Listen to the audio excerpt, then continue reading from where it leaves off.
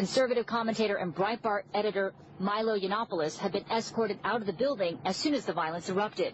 An estimated 1,500 people converged at Sproul Plaza at the height of the protest.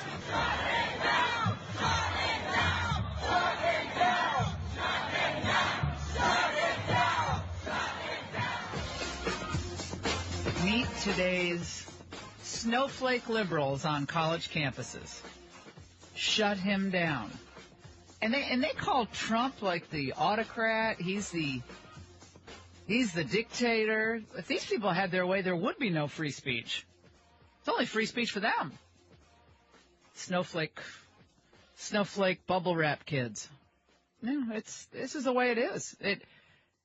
Until conservatives start, getting a lot more courageous on college campuses and exposing these people for what they are, until faculty members are hired and administrators and alumni get involved, and what should be shut down is that nonsense. The near riots on a campus because someone is speaking? You might as well have thought Hitler was speaking from the grave. It's ridiculous. No, they'd welcome Hitler. Well, they'd welcome the Ayatollah or something, but this guy Milo, I mean, what? They don't even know anything about him. They're just like, oh, he's that guy from Breitbart. We've got to protest him, just making him bigger.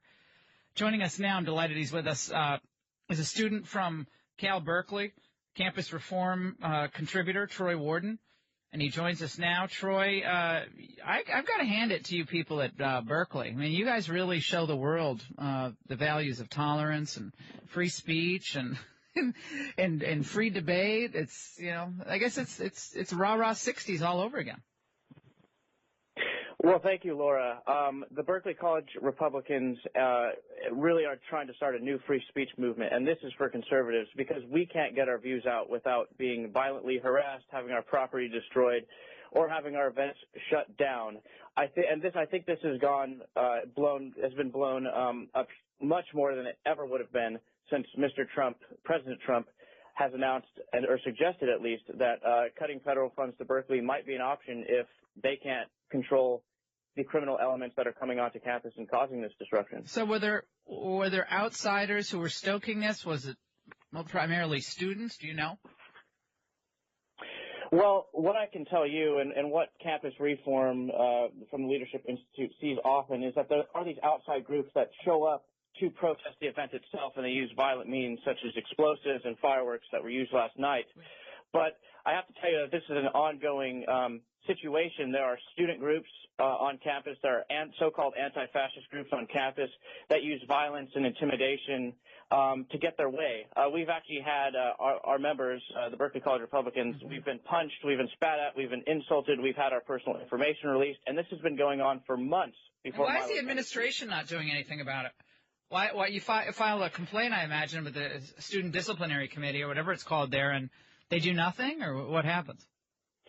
Well, you see, we filed police crime. reports. We've spoken with faculty and administrators, but what we're really disappointed about is the fact that our Chancellor Dirks, refuses to acknowledge the abuse that the Berkeley College Republicans have faced on campus, even though we've presented that information to the administration.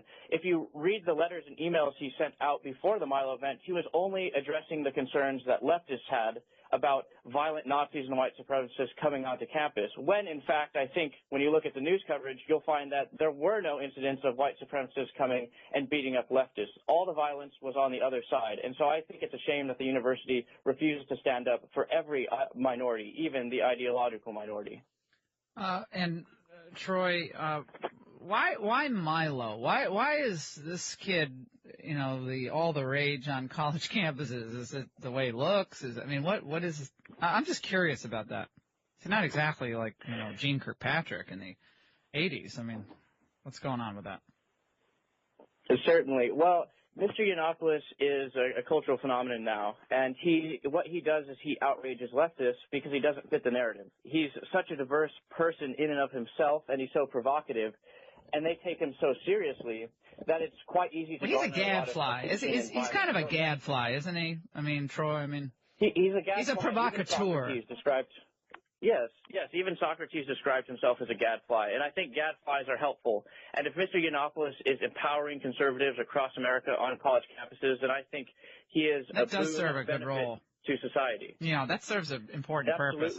I'm just kind of having fun with this because, I mean, I'm not sure if I'd use Socrates in the same sentence as Milo, but I get what you're saying there. I'll try, but we brought people like William F. Buckley to our campus when I was at Dartmouth. It was a little different day, but and your point is taken, though, well taken. That he's really a symbol that provokes the leftist inane reaction. It's like it's Pavlovian. You just kind of trot him out there. It's like a frothing at the mouth, leftist smashing things. And I mean, it's not clear to me that college campus administrators ever respond with any real punishment against the leftists for doing this. Is there going to be serious repercussions for students who are involved in this? I highly doubt it because the university is already placing blame on these outside groups alone. They're not calling out the students who were at the protest, who were dancing while the campus burned. So I think until the university finally recognizes that it not only needs to make sure its campus is safe and can't be invaded by these criminal groups, but also unless they start disciplining their students and making it clear that this is not acceptable, then I think this kind of thing will continue happening, and you'll keep seeing stories on campus reform with the same headlines. Campus burns while students dance. It's absolutely insane. And I think President Trump makes a good point in tweeting about what happened at UC Berkeley and suggesting that if the universities aren't doing their job, why should taxpayer money go to them? Well, I think that's a great point. And, I want to commend you for standing up and having the guts to take this on campus. It's not easy to do what you're doing. And I would say there are a lot more students than you know who support you. A lot of students are intimidated. They're afraid to speak out. They don't want any trouble. They want to just go to class and take notes and take their exams and get out of there. And so I think you're really acting as a good example for other students across the country. It's not easy to be in your position. I mean, I did it, but I just enjoyed it every minute of it. I just love standing up against the left and holding a mirror up to their faces on this stuff, because more often than not, the reaction would be much more interesting than the initial event, because they cannot stand an effective conservative speaker. It drives them absolutely batty, and it drives them to violence. And by the way, Senator Kaine said on MSNBC a few days ago that, he said that we should fight in the courts, fight in Congress, fight in the streets. He actually said that, which I think he probably wishes he didn't say that particular part of the phrase, but I don't think that was helpful. No, the problem is administrators and faculty and politicians like Tim Kaine, they'll tell you, fight in the streets, and guess what ends up happening? University property, the property of private citizens of Berkeley, the property of the Berkeley College Republicans, all those things get destroyed. So these professors who should be teaching our students, these politicians who should be serving as role models, are actually encouraging the destruction of civil society. It's beyond my mind how they can continue to do this in good conscience. Yeah, well, I don't know what their conscience is. They feel like they're doing their duty to the global understanding, and it's the resistance movement. Anything to avoid. My view on this, Troy, is anything just to avoid studying. I mean, just being a regular student, you just have to focus on learning. These people are just this is their game of ultimate frisbee. There's the frisbee players on campus. They just play. It's the ultimate all day long. They play frisbee. This is their version of ultimate frisbee. It's like anything to avoid studying. I really think that's part of it.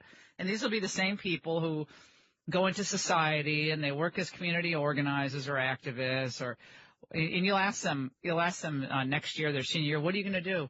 Well, I'm going to go work in an NGO. I'm nothing wrong. There's some great NGOs, but that's their mentality. Or I'm going into the Peace Corps. Again, there's some great work done by the Peace Corps, but they always want to delay actually growing up and having to deal with a whole variety of people that many of them don't agree with you. It's like, it's okay. It's okay to disagree. It's not a big deal. I wish they would channel all that empathy for other people towards, people like us, ideological minorities on campus who actually are being oppressed and being violently attacked. I really wish that my peers would take the time to understand who we are and what we stand for, and just to respect us for being who we are. Troy, is there an active pro-life group on campus at Berkeley? I can't say for sure. Maybe at some point in the past. And I know in the past the Berkeley College Republicans have stood up for life. I can tell you that right before the Milo event yesterday, the Cal Democrats were selling donuts, and they were going to make a huge donation using the funds from the donuts to fund Planned Parenthood, and they were going to donate in Milo's name. So I can tell you that there's an active, of course, quite a lot of support for what Planned Parenthood does on our campus. Yeah. It's easy for the former embryos who actually had the privilege of being born. It's easy for them to make that case. But hey, Troy, we really appreciate what you're doing for speaking out.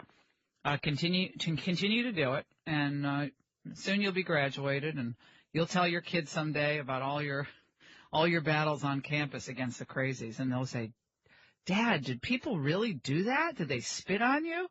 What else did they do?" I mean, these will be great stories that you'll tell your kids someday, and they'll be proud of you. So thanks so much, Troy. Keep in touch. Thank you for having me on. All right, we'll take a break on the Laura Ingraham Show. 855-40-LAURA. What does this tell you about the state of college campus thinking today? And I think there are a lot more conservatives, but